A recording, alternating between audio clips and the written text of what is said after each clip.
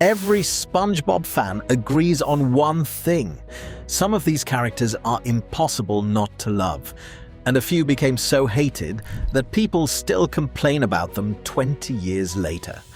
Today, we're settling it once and for all, going back and forth between the most loved and the most hated characters in all of Bikini Bottom. And trust me, at least two of these are going to start an argument in the comments. If you're into cartoon rankings, hit subscribe so you don't miss the rest of this series.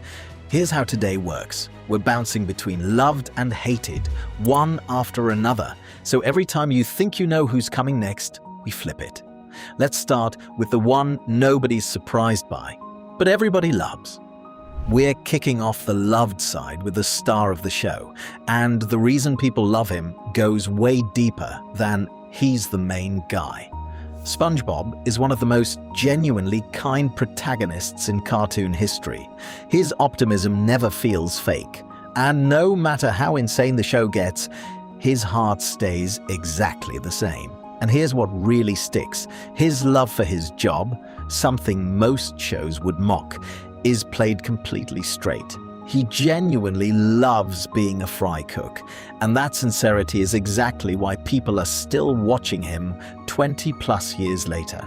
For a lot of us, SpongeBob is the whole reason we fell in love with this show in the first place. And now, we swing straight to the other end. The most hated character of all. Except, here's the twist. He isn't hated for his personality. He's hated because he genuinely traumatized an entire generation. DoodleBob. From that garbled, broken voice to those jerky, wrong movements, this thing crawled straight out of a nightmare and into a kid's cartoon. Nobody who saw it as a child ever fully recovered. And here's the wild part. DoodleBob shows up in scariest cartoon moments videos that have nothing to do with SpongeBob. For a character who basically appeared in one storyline, the damage he left behind is legendary. He doesn't top the hated list because of bad writing. He tops it because he unsettled people in a way no other SpongeBob character ever has. Mihoy minoy indeed. Back to the loved side. And here's a fun contradiction. Patrick Star might be the funniest character in television history, and it's not just because he's dumb. Patrick lands near the top of every ranking because he's unpredictable in exactly the right way.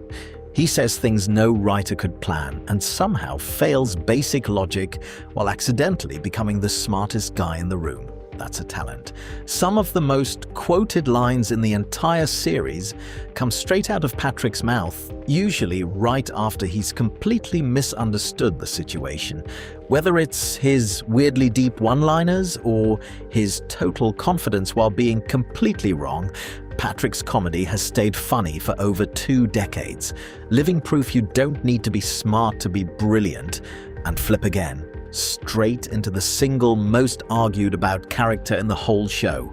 Squidward Tentacles splits the fan base right down the middle every time.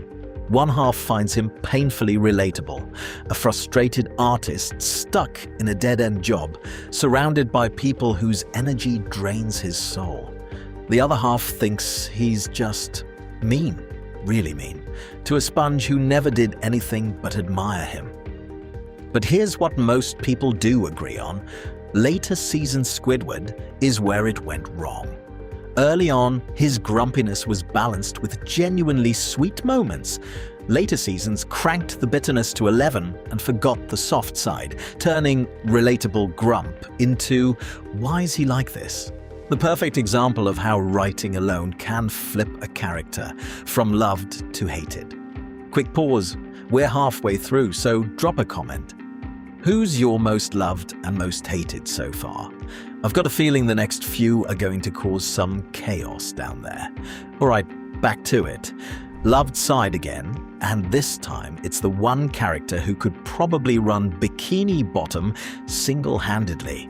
Sandy cheeks, scientist, athlete, karate champion, and the only one in town who keeps a cool head while everyone else loses theirs. What people love most is that the show never turns her into a joke. She's respected on screen and off, and honestly, she's earned it. And her friendship with SpongeBob, a lot of people call it the healthiest relationship in the entire show. She challenges him, backs him up, and treats him like an equal instead of a punchline. In a cast full of over-the-top personalities, Sandy quietly proves that being smart and kind never has to be boring. Flip back to Hated, and here's where it gets complicated. Plankton, a huge chunk of the fanbase, actually loves this little green menace. He's clever, he never gives up, and his relationship with his computer wife Karen is weirdly heartwarming. So, why is he on the hated list? 2 words, the loop. Watching the same steal the formula, fail spectacularly cycle for the 20th time wears people down. And that's the thing, the frustration isn't really about Plankton himself. People love his ambition and his rivalry with Mr. Krabs. It's just that the endless, so close, yet so fried routine got old for a lot of viewers. He's a fan favorite and a source of pure frustration at the same time, which is exactly why he's one of the most divided characters on this whole list. Back to Loved. And did you know one of the most beloved characters in the whole show barely says a single word? Meet Gary. All he does is meow, and somehow that's enough to make him a fan favorite. Watch him in almost any scene, and you'll notice something. He's more expressive without dialogue than half the cast is with it. In a world this loud, Gary is the calm that holds it all together. But here's what really wins people over. Gary stayed by SpongeBob's side even in the episodes where everyone else walked away. He's not just a pet. He's the most loyal friend SpongeBob has. The episodes built around the 2 of them are some of the most rewatched in the whole series. Not bad for a guy whose entire vocabulary is one sound. Flip to Hated, the walking ego himself, Squilliam fancies him. And here's the twist, people don't actually hate the idea of Squilliam. The arrogance is the whole point, and he's a perfect rival for Squidward. The problem is that every single appearance is the same joke on loop. Squilliam shows up, flexes on Squidward, and leaves. Great villain, just a little one note. You basically know how a Squilliam scene ends before it even starts. Viewers appreciate what he does for Squidward's story, but as his own character, there's not a whole lot going on under that unibrow. Effective, sure, but predictable. And predictable is exactly how you land on the hated list. Loved side, last one, and it comes with a warning label. Early Mr. Krabs, loved. Later Mr. Krabs? Hold that thought. Back in the early seasons, his greed was just a funny quirk, not his entire personality. The jokes landed because underneath the penny pinching, you could tell he actually cared about SpongeBob and Squidward, even if he'd rather eat $1 than admit it. Longtime viewers still bring up early Krabs as a boss, who had real warmth under all that cheapness.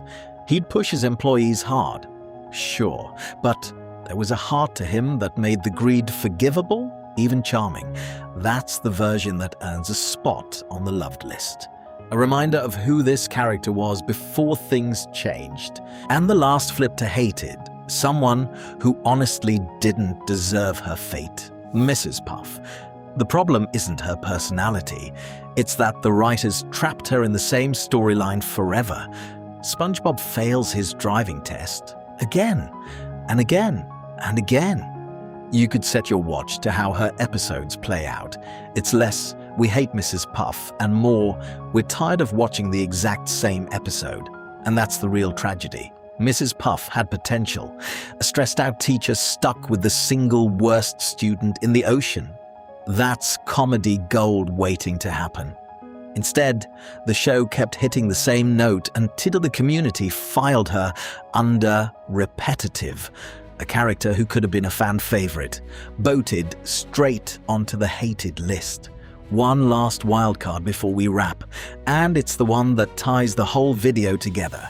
We put early Mr. Krabs on the loved side, but a lot of people argue later Krabs belongs on the hated side. Somewhere along the way, the greed stopped being a fun quirk and became his entire personality, with none of the warmth to balance it. Some people defend it as consistent writing pushed to the extreme. Others say it flattened one of the show's best characters into a single money-obsessed joke. Either way, he's proof that a long-running show can completely reshape a character over time, sometimes for better, sometimes for worse. So, where do you land on Krabs? Loved, hated, or both? So that's the loved versus hated SpongeBob characters, going back and forth from the sponge himself all the way to the nightmare that is DoodleBob. Did we get it right, or did we completely mess up your favorite? Let me know down in the comments, and if you had fun, subscribe. Next time, we're doing the exact same breakdown for Adventure Time. Also, watch this next video on your screen right now. You'll love it.